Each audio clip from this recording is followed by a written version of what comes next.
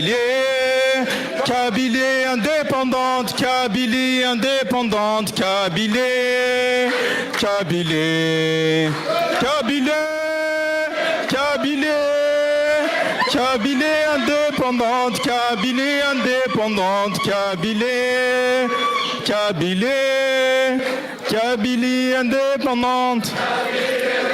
Merci Salmer Fenouane. Merci à ce collectif d'artistes kabyles qui ont entouré Mess Farah Zmani pour cette chanson dédiée à la liberté de la Kabylie.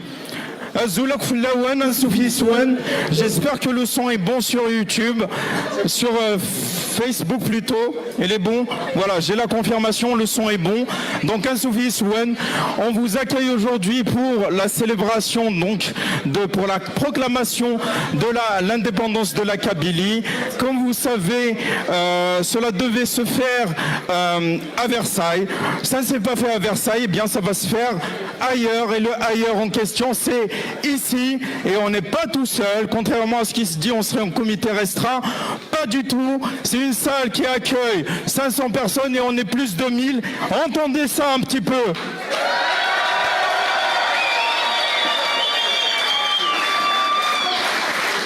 Messieurs, dames, je vous demande d'accueillir, je suis porte-parole de la NAVAD, je suis aujourd'hui maître de cérémonie et je suis accompagné, j'ai l'honneur d'être accompagné par Dihia Harouni qui est membre de la NAVAD et en tant que maîtresse de cérémonie et que je vous demande également d'accueillir fortement. Merci beaucoup.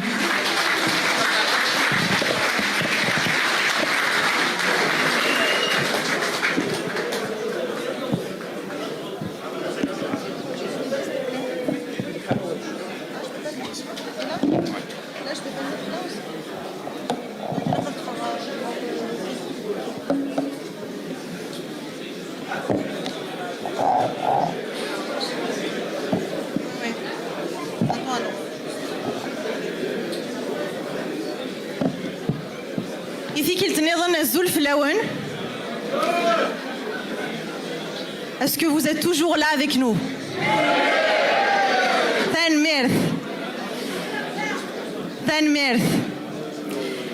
Bienvenue à toutes et à tous. J'ai préparé une petite introduction justement pour ouvrir cette cérémonie.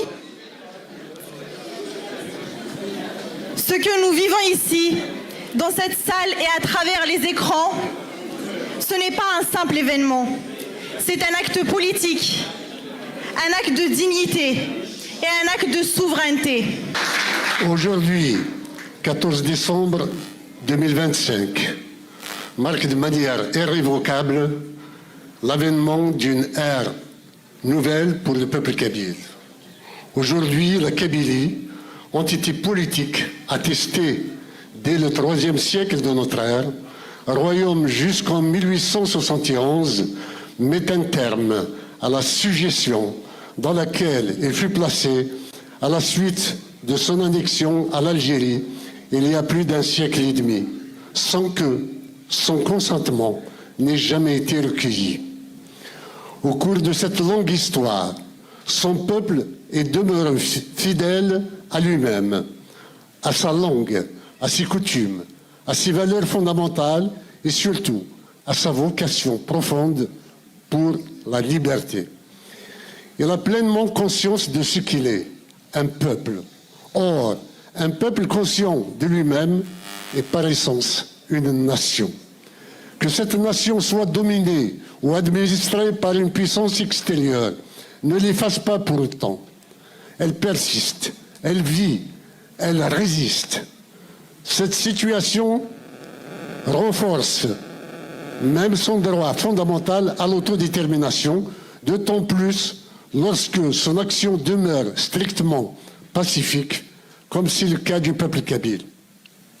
Depuis 150 ans, la Kabylie endure diverses formes d'oppression, sans renoncer à ses valeurs et à l'affirmation de son identité. Face à sa négation, elle a répondu par la fidélité à elle-même. Face à la violence dirigée contre son expression, elle a opposé une détermination sereine à renouveler ses droits par des voies légales et pacifiques. Face aux tentatives de l'effacer, elle a déployé une remarquable résilience. Le pacifisme n'est ni faiblesse ni renoncement. Il constitue l'expression la plus haute de la raison et de l'humanisme. Il rejette la logique de destruction, de vengeance et de sang. Il repose sur la justice, la dignité et le droit. Il maintient ouvertes les voies d'un règlement pacifique des différends, sans vainqueur ni vaincu. Cependant, lorsqu'un peuple se voit nier jusqu'à son existence même, lorsque l'oppression revêt la forme d'une politique systématique de déculturation et de dépersonnalisation, lorsque chaque génération se heurte au même refus d'exercer ses droits fondamentaux, il ne lui reste qu'une seule issue possible, celle de la libération. L'histoire des nations en est le témoin.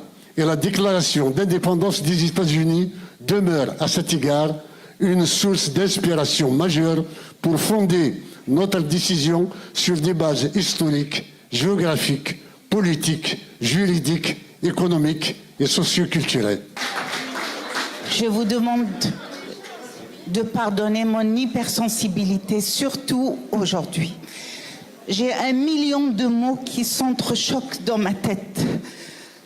Mais aucun mot n'est à la hauteur de l'événement d'aujourd'hui. J'ai envie de dire tellement de choses. 3 minutes, c'est trop court. Mais j'ai le sentiment d'avoir fait un marathon. Et je pense, nous l'avons tous fait, tous ensemble, ce marathon. Et aujourd'hui